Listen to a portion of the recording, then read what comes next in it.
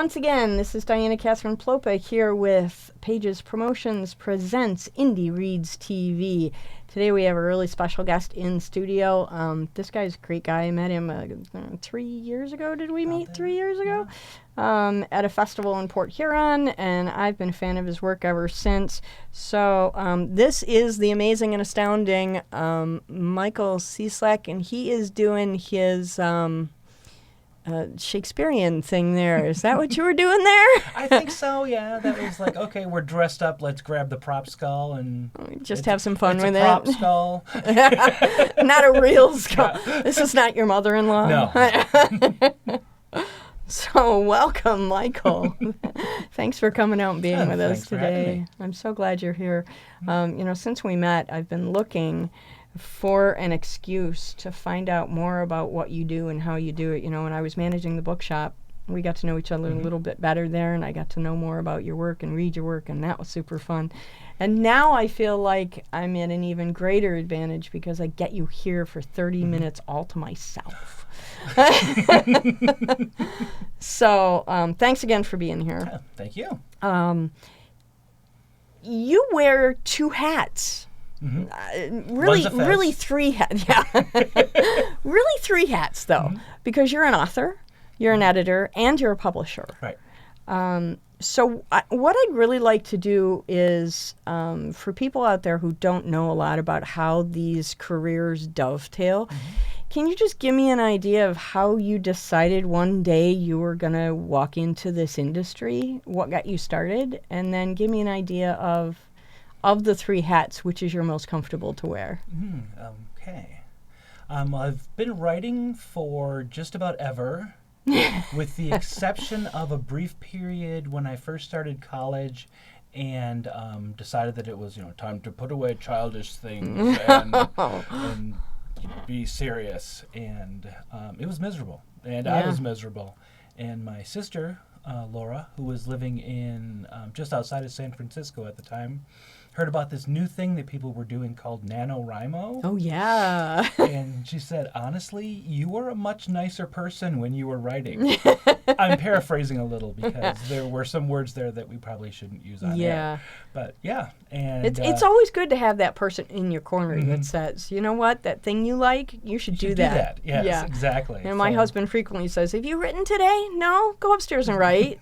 He says that frequently. So. And I was working in a hospital setting for quite a while. Okay. Left that position and wanted to get into editing and didn't have anything on my CV. I mean, I'd tutored English and I had edited my stuff and I had edited other people's material for free, but I didn't really have anything to show people. So I said, well, let's try to put together a book and see if this is something that I would actually enjoy doing. And then once I have, kind of the actual physical, here's proof that I can do what I'm trying to do. Right, yeah. And I enjoyed it so much, I said, forget it, I'm going to do this for myself. I'm going to get all these submissions from people and I'll put this stuff out. And the various publishing platforms made it really easy at the time. I started out doing stuff on CreateSpace and obviously moved into KDP since then. But because we were all forced. Yeah. It was. And you were going to KDP one way or the other. This is not an option. But just the last couple of years, I've started doing my the digital work myself. I used to always outsource the ebook material. Okay. But props out to Vellum. And they're people who develop that makes it so much easier. If you live in a Mac world. Yes. Which I do. I don't live in a Mac world. Sorry, But I did find other software that's fabulous, and I just love it. So it works. But I hear a lot of people just scream praises for Vellum. But yeah, we got to make that little disclaimer. If you live in a Mac world, it's great. If you don't live in a Mac world, contact me. We have other options. So how did you... So you've always been a writer. Segued into editing because you thought it might be fun. Right. How did you then take that into, okay, I'm editing because it's fun?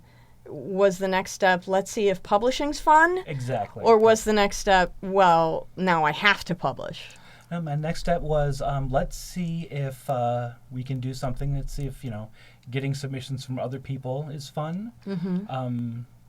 I had done a little bit of editing work for the Great Lakes Association of Horror Writers. Okay. Their Eerie Tales anthology. Okay. Which I've been editing the last couple of now. But I had done just a little bit of work with that. But I'm like, okay, let's see if the slush pile is really as bad as everyone says it is.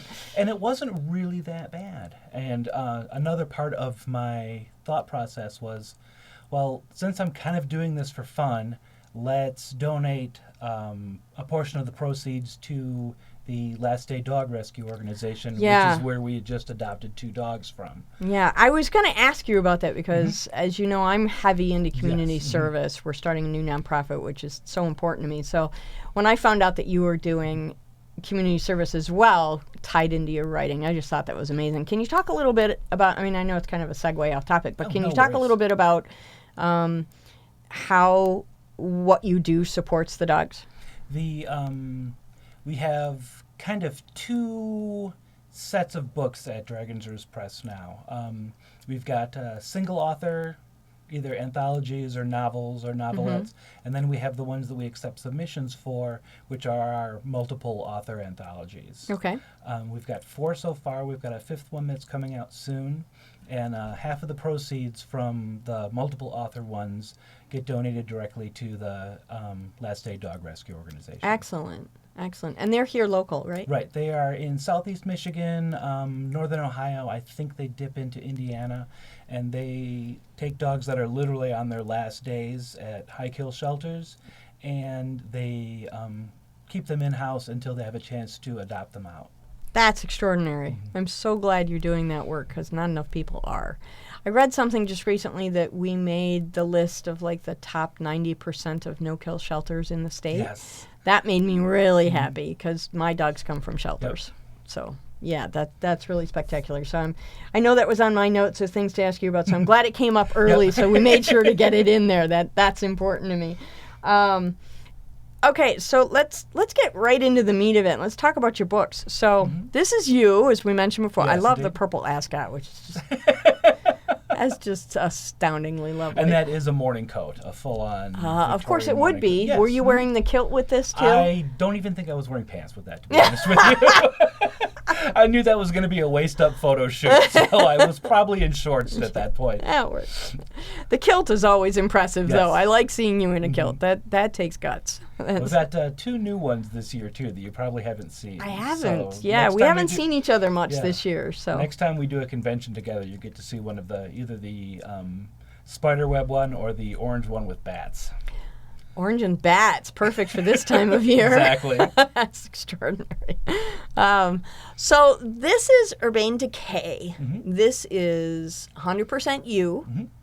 You probably didn't edit it yourself because that's a rule we all live by. Right. Don't edit your own stuff. So you had somebody else edit it, which is great. Tell us a little bit about this book. Synopsis, what it's about, and where you got your ideas for it. These are... A quick breakdown, it's probably like 70-30, 70% older material, stuff that I'd had published elsewhere that the rights have reverted back to me, and then 30% new material. Was edited by a friend of mine, David Hayes. And I know David. You know David, yeah. Yeah. It's put out by Source Point Press. Okay. They do a lot of comic book work, but they've branched out into novels and short story collections lately. So this is a short story collection. This is a short story collection. Okay. Yes. Okay. There's actually a couple of poems in there, including a zombie haiku, which I've always been really, really proud of. Zombie haiku. That I got to buy the book that just off for the that. Oh my gosh! Wow. Yeah, it's been a while since you and I have been in the same room together, and I didn't realize until just recently that you had these 2 new books. Yeah. So I'm really excited for you. Thank This you. is super fun. It's always fun when your friends get to do new and exciting things, and I'm always a great cheerleader for independent authors. It's why we're in the studio right now. So I'm very, very pleased for you that you got to do this. Thank you. So is this one available now? That one is available. Okay. It's on Amazon, or you can go to Source Point Press's website, and Okay. I think it's actually cheaper there. We don't know. We just say, go look. Yeah. Okay, great. Tell me about this one. Monsters in Space. You know, when you showed me the cover here just a little bit ago, I had this wonderful sensation of nostalgia mixed with, oh my God, what has he done? The blurb points out that it's been 50 years since the lunar landing. Okay. Drawing a blank on how many. I want to say 40 years since Alien came out. Has it been that long? I'm so old. I know, right? Which I just saw in the theater a couple weeks ago, which was amazing. Wow. Amazing experience. In a big screen? Wow. Yeah. Wow, okay. And I wanted to do something that was a little more sci-fi. Mm-hmm. And I thought, okay, let's take all of the classic Universal movie monsters and set them in space somehow. So any kind of... So was this a call for submissions? Yes, it was. Okay. Mm-hmm. Did the call for submissions. We had a 90-day window. We closed after about 42. Wow. Because we had a ton of people. Yeah, that's great. Right away. I love it when you put out a call for submissions and you get this flood of material, especially when you start out going, I don't know how this is going to fly. I'm not real sure. And then you get a flood. And then you just open your inbox one day and you're like, oh, snap, I got to start reading. Yeah. Oh, editing. So what a great idea to meld these genres. So you were telling me earlier a little bit about what might be in these pages. Can you let our viewers know a little bit? We've got space vampires, and there's a possessed doll story. Werewolves, including werewolves on the moon, which I thought was a particularly fantastic idea. That almost sounds like a restaurant. Mummies, there's a Gilman story. There's one that has a whole mishmash with vampires and werewolves and the Invisible Man. Wow, what fun. How big a book do you think that's going to be? I mean, it's going to run just shy of 300 pages. Okay, perfect. Wow, you're doing all. I think we've got 18 short stories in there. Okay, how many contributors? 18. 18. Okay, so there's just short stories. You don't have... I have one poem. Okay. This is the first time that I've published poetry. And this poem just knocked me out to the point I'm like, I absolutely got to put that one in the book. Have to put this in here. That's great. So put on your publisher hat here for a minute. When you sent out a call for submissions, a lot of novice writers or even established authors who have only done their own work and not contributed to an anthology don't really understand the process. You put out a call for submissions. What's the expectation? We talked about this at Penguicon one year. What's the expectation that you want authors to have so that you're not doing more work than you need?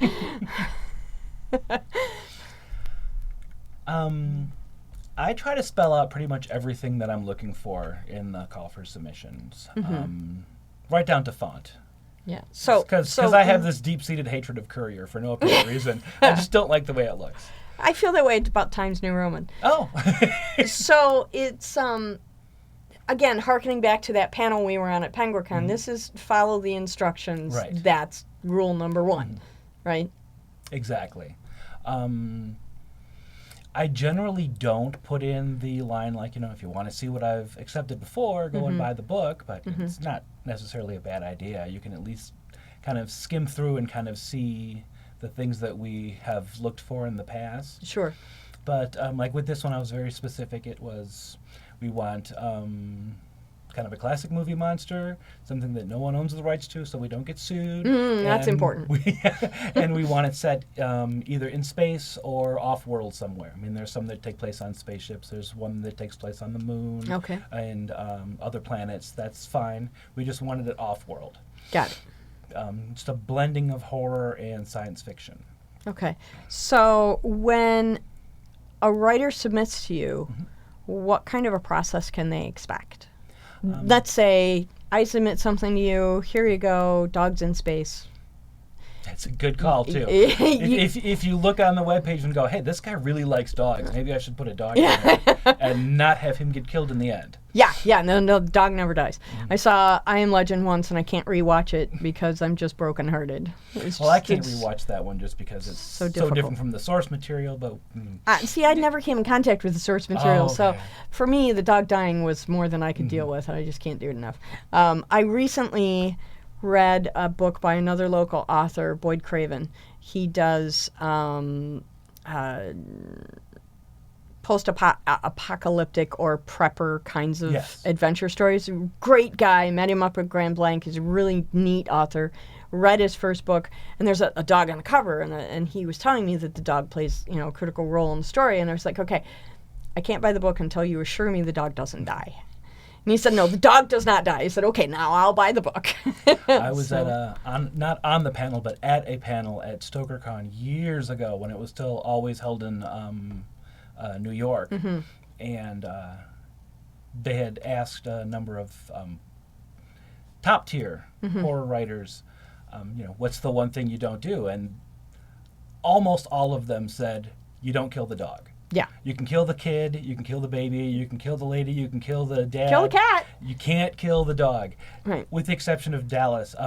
Jack Ketchum, who's like, that's the driving force in Red. Like, well, we're going to cut you a little slack. Yeah, well, and then there's Stephen King's Cujo, which kind of skirts that as well. He kind of walks the edge right there. So I know I like went off on this tangent. That's cool. Here somewhere. That happens to me sometimes. Oh, look, a tangent. So I send you something. You gratefully acknowledge that I'm not a horrible writer and you'd like to use it, and I'm like, I'm forever in your debt. Okay, what do I expect next? What comes next? What's that process like? For us, I do read all the submissions all the way through. Okay. It's something that I've been very proud of, is that I don't just, this isn't holding my interest after 2 paragraphs. Yeah. Part of that is because we don't get thousands of submissions, so I can do that. It's also very selfish of me because I want to make sure I don't miss something that's absolutely wonderful. Yeah. I have the same attitude. Yeah, I've been very fortunate that most, I don't think I've ever received anything that required heavy edits. Right. I think the biggest suggestion I made on any of them was, you might want to end here and forget about the denouement you have in here. This is your impact point. This is where the story should end. And the author was like, you are completely right. That is exactly. I didn't realize that till you pointed it out. Yeah, sometimes it's nice to have an outside point of view because sometimes we're too close to it. You and I have experienced this together where you get somebody else to read your work and you're like, I never saw that. Yeah, I didn't see the fact that the guy's name changed from John to Jack halfway through. Blue Eyes, really? My romance novel, I sent it to my editor for what I thought was the final edit, and she sent it back and said, "Do you know your story doesn't really start till chapter 4?" And I went, "Oh, geez, got to do that rewrite." So I understand that. So then they're accepted. Then you read it. Then what next? We do light edits for the most part. And send those back. Like I said, I've never had a problem with people like, oh, no, that's great.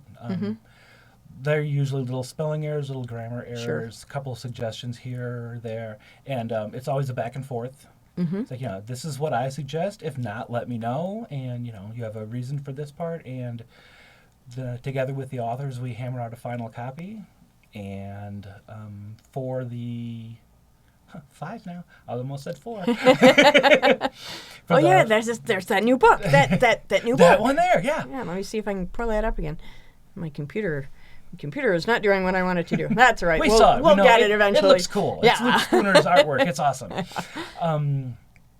And then usually while I'm doing the editing process, because I'm a glutton for punishment, I also run a crowdsourcing campaign.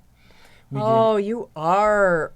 You just like to be beaten up all over the place, don't you? Jeez. We did Indiegogo for the first one. We've been using Kickstarter very successfully. Not actually knocking, but knock on wood. We've always hit our goals and then some, which is great. Hey, look, there it is. I got it. Yay! Technology is grand, isn't it? So as soon as those edits are back and the Kickstarter finishes, we say, all right, here's a contract, which is what I did all day Saturday was just send out contracts to people, and now the contracts are coming back. We pay them through PayPal. So let's talk about that for a second. I know that the rules vary publisher to publisher, but for Dragon's Roost, when you have people sign a contract, is that you have their rights in perpetuity? Is it first print rights? How does that work? For the most part, it's first print rights. We've had a couple of things that were reprints, and it's always make sure that you have the rights for it. And it's just the right to keep that as in the physical, analog, paperback, and the digital versions. And as soon as we publish, the rights revert back to the author. That's so they what can we place do it as well. else. Right. Yeah. So I've always believed you should never own somebody else's work. So I worked with one publisher once that wanted in perpetuity rights, and I said, this is a problem for me. I'm not going to do that. I'm going to line edit that out. So you've got bunches of books out there, and they can go to the Dragon's Roost website, which we've been flashing on the screen. Look, I'll put it up again. There it is. So do you have another book coming out? Do you have a call right now for submissions? Nothing right now. We're just finishing up this one. We'll probably put out a call next spring. I've got a couple ideas that I'm toying around with. Okay. Haven't decided on it yet, but that's another one of the great things about being a publisher is so far everything that I've done that we've published with the multiple authors, it's because it's something that interests me. Sure. So we did the cryptids, we did the Lovecraft, we did the ones with lots of dogs in them. And okay. So put your author hat back on again. The majority of what you do is horror. Pretty much. Why that genre as opposed to the other 32 that are out there? Because I suck at writing mysteries. Well, there's your answer. That's your big reveal is that I started out writing nothing but mysteries, and they were not at all suspenseful. So you get halfway through and you're like, well, even though I know how it ends, if I didn't know how it ends, I'd still know how it ends. And hi, Mr. Predictability here. Exactly. I have always read cross-genre. There's nothing pretty much that I don't read. I mean, I've sat down and read textbooks and cookbooks and I've done the you same. name it, I've read it. And I've written in a bunch of different things. I've written some sci-fi. I've written some mysteries. They're so bad. Horror seems to be my writing wheelhouse. It's like I've got the little dark and spooky part of my brain, and that seems to sit right next door to the creative, sparky part of my brain. I'm genre ADD, which is why I keep writing in different genres because I can't choose one. What I do know is my first attempt at writing was a collection of poetry. And I was so bad at it, I'm never doing it again. But I'm checking it off the list. So what do you have coming next? I am actually not working on writing anything at the moment. Wait a minute, what? Wait, you're not working on something of your own right now? Working so hard on doing all the editing things that I haven't been creative. So I'm actually looking forward to when this part's done, and then it should be all wrapped up right around the beginning of November. What a coincidence! Oh, there we go. I can throw myself into Nano again. Oh, well, isn't that fortuitous? Any ideas about what you might? I mean, okay, horror, but is there a subgenre you might want to do next for Nano? Do you have any noodles around in your brain going? I have an idea for something that's kind of skirting the line between horror and urban fantasy, which is a nebulous concept in and of itself. Yes, but kind of as much for what I just said, I probably shouldn't say this, but would have a private investigator kind of mystery thing, but with heavy horror rather than heavy kind mystery. Kind of a Lovecraftian influence in there as well. Okay. So and that's one that's been baking back there for a couple of years, and it seems like the soil keeps getting turned over, and I think it might be fertile enough for me to plant something in that now. Or, from the horror perspective, something's trying to get out. Back out. Just one hand that shoots up. So you've now mentioned Lovecraft twice in this conversation. Is that a huge influence for you, or would you cite a different author as a major influence for you? It's so trite, but Stephen King was the first one to scare the pants off me. Yeah, me too, which is why I had to stop reading him. And not even necessarily the reading part. The original paperback cover of, I cannot think of the name of it, I'm drawing a blank, but the one with the hand and the eyes on it. Okay. I can usually think of it, and for some reason it's just completely slipping my mind right now. But the way my parents had the bookshelf set up, that was at the very end of the bookshelf, so it was always peering out at me, and it scared the poop out of me. So I'm going to read this so it doesn't have that power over me anymore. Sure. Yeah, that worked. Yeah, that didn't. Once I read it, I wasn't scared at all. Oh, yeah. But at that point, I was hooked, too. I made the poor choice of reading Pet Sematary as my first foray into King's work. And that's a rough start. Got myself really super scared and said, okay, I'm not doing this again. He's a nice guy. And I read On Writing, which was tremendously helpful for anybody in our industry. This is a book everybody should read. This is like every university should put this on their mandatory read list. But I can't read his leisure stuff. It scares me too much. I'm not a fan of being scared. Yeah, but I love it. Yeah, I know. I went through a lot of light bulbs for that book. So aside from King, anybody else? A lot of mystery writers, and the classic ABCs of science fiction. Okay. We spoke about you were at the Bradbury. Yeah. Asimov, Bradbury, Clark. Yep. Yeah, I was really fortunate to have an extraordinary English teacher in high school who gave us all of those. Awesome. And Heinlein and more. And I went, yes, I will read all of these. Found Anne McCaffrey and was so thrilled. Yes. Real quick, we've got about a minute left. The worst advice you've ever gotten, just so people don't follow in those horrible footsteps. The worst advice that I've ever gotten was do not write. And that was just not from someone who had read my material and said, oh, God, you should stop writing. It was, yeah, that's a fun hobby. You can do that on the side, but really you should think about doing something. It's not real work. It's exactly. How silly. They were so wrong. Yeah, so incredibly wrong. And thank you to everyone who disagreed with them. Yeah. All my English teachers in high school, and yeah. Yeah, absolutely.